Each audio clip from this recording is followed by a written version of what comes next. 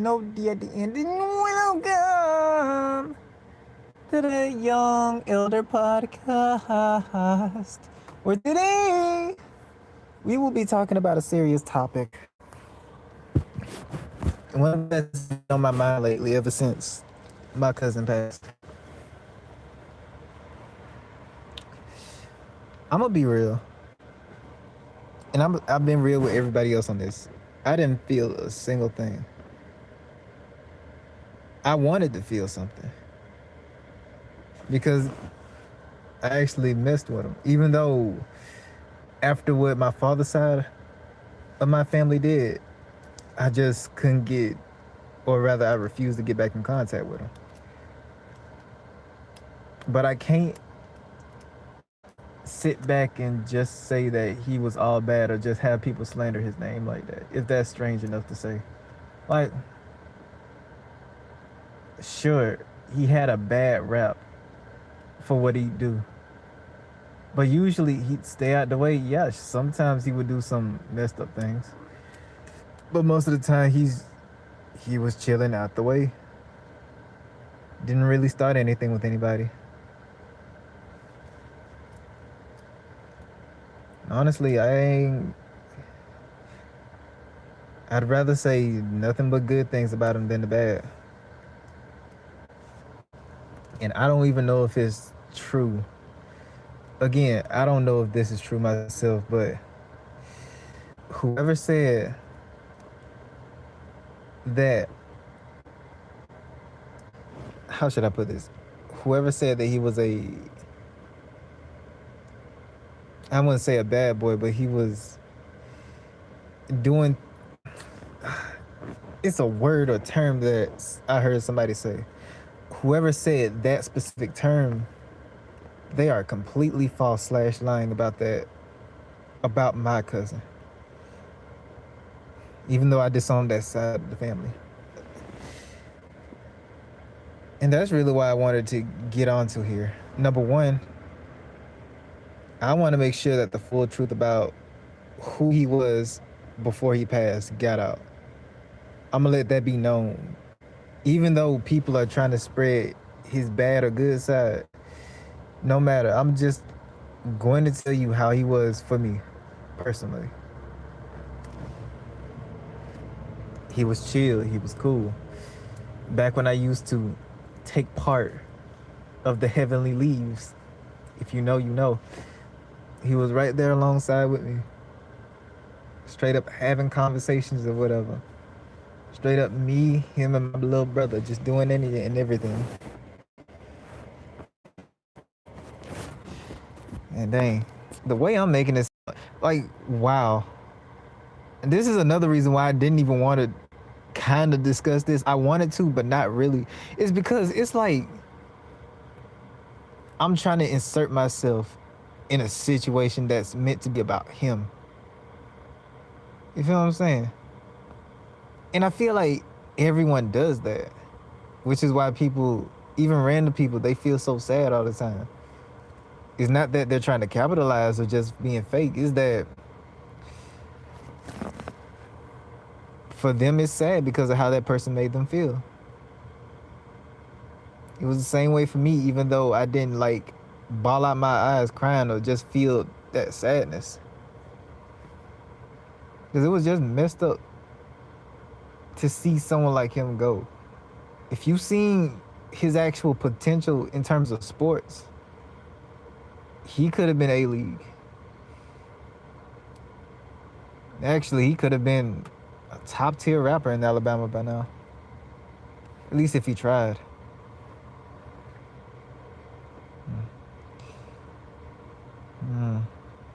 But there's this one thing I want to discuss. When me and him were partaking in the Heavenly Leaves,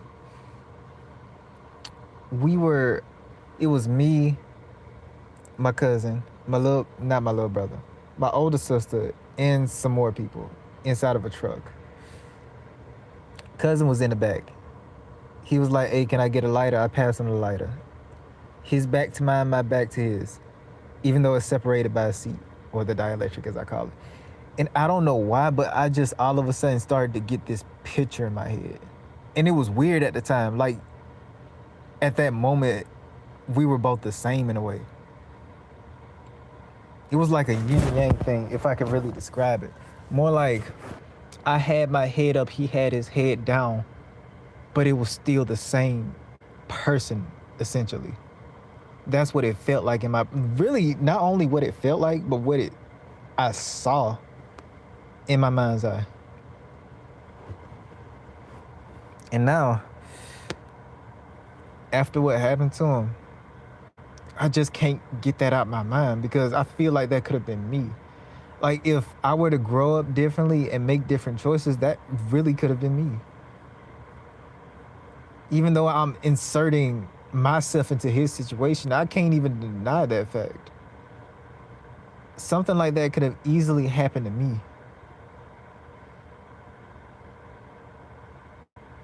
Like, dang.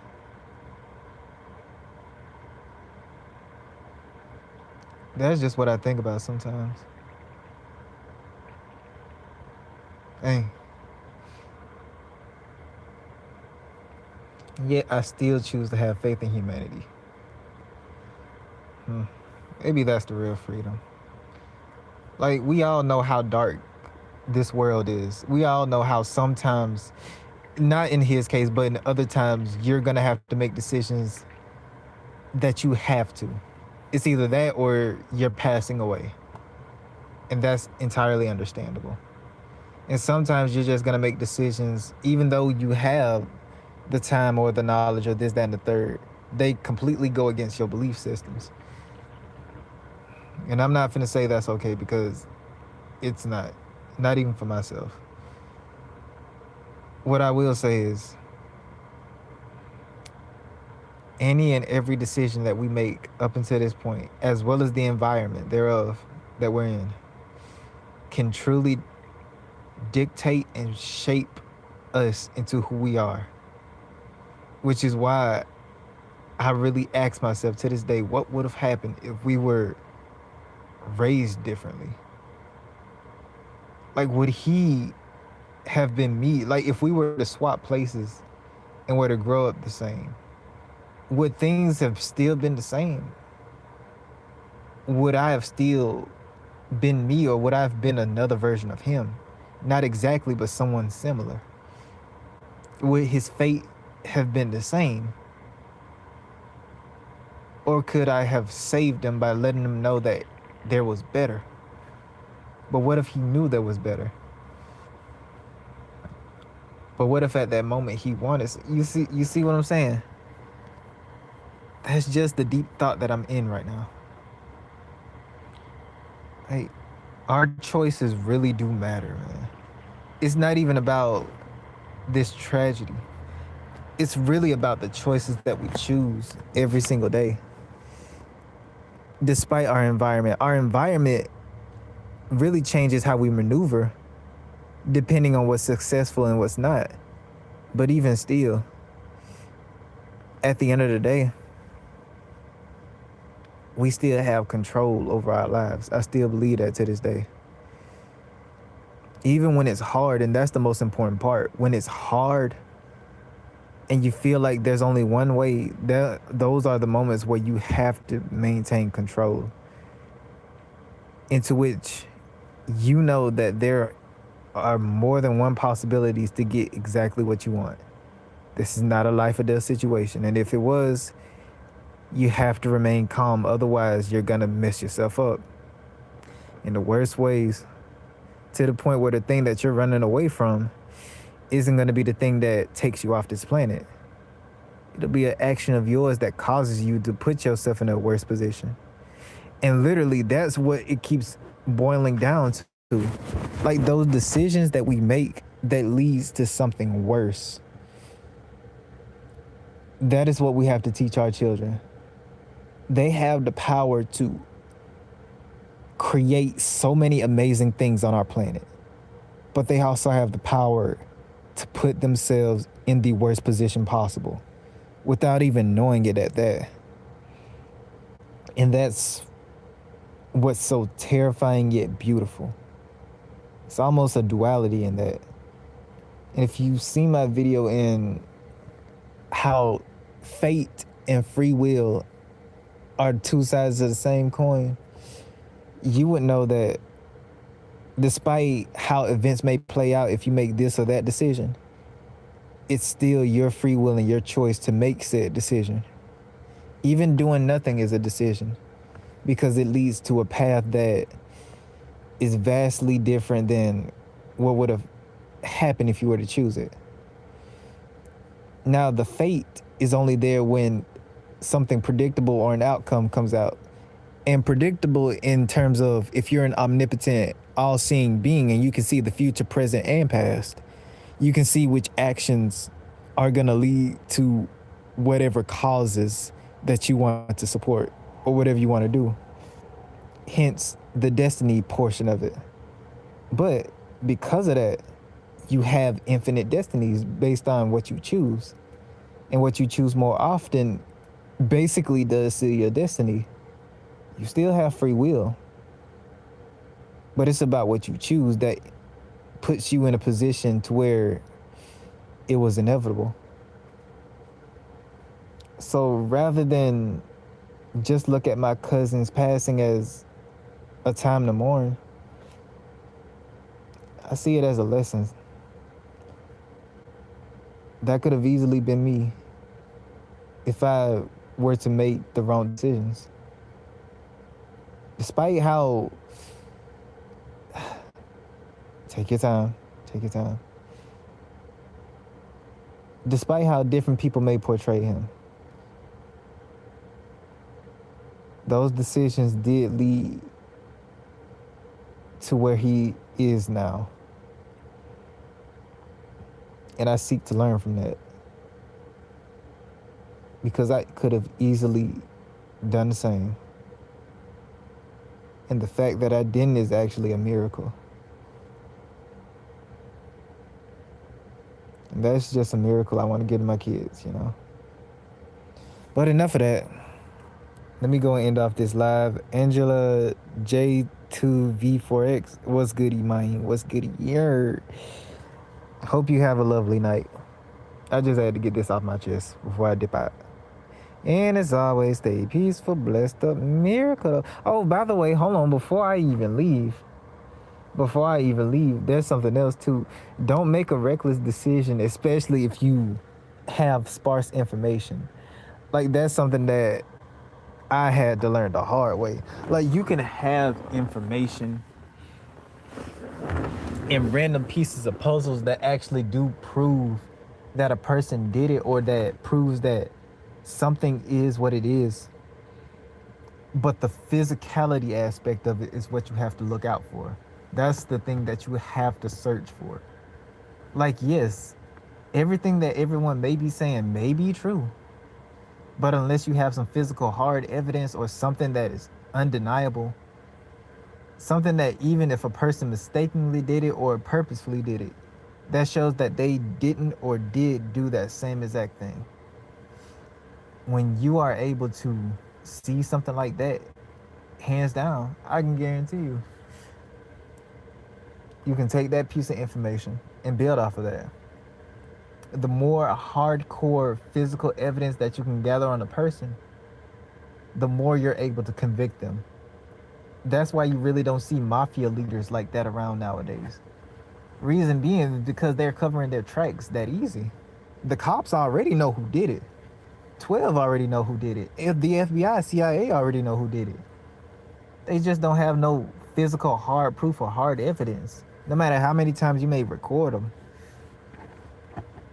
Because just like how those 3-letter agencies have advanced tech, those people can just move underground, move in the shadows, literally design cryptograms or ciphers that only apply to that organization and everyone connected to it and everything connected to it.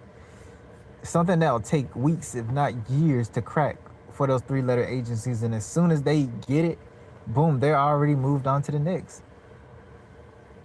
Because that freaking organization is constantly moving, changing, adapting, making sure that they can stay undercover without being caught. So that's why it's really important to get physical, hard evidence. Like, there's nothing wrong with just believing something based off of your intuition and your gut. But it's going to take a lot more than that to really move the masses and convince the jury / judges. And that's really why it's important. So yeah, I wouldn't say don't, but hear all the perspectives, see what's in common, gather all the facts and gather all the physical evidences. Put the pieces together, make a statement, make a claim based on all the evidence. Because moving on hearsay is what'll get you jammed up. And I'll leave it at that. And as always, stay peaceful, blessed, a miracle. Know that you will appreciate what's taken care of by the divine, the one above all, the highest source, God is wisdom that truly and genuinely and deeply cares about you, deeper than the souls. Always remember that here you are loved. We care about you here if no one else does. We do, I do. Know that no matter what, we are always here to give you that listening ear. So don't be afraid to talk to us or with us, because we are always here for you. Do not be afraid. Community tab is always on my YouTube. Hit it up. You're not obligated to subscribe, but if you ever want somebody to talk to, just comment under one of my videos. We're always here. This is a safe space for you. Just know that no matter what, we still love and care for you. And you matter. No matter what everyone else say, okay? And don't forget to smile today, okay? Well, tonight, okay? Now come in for this hug. Yeah, come in. And before I go, Mandia Bill 646. I have botched that name like a mug. What's goody? And Diego, I don't know what you retracted, but thank you. And as always, I shape peace out adios. Thank you for the likes. Well.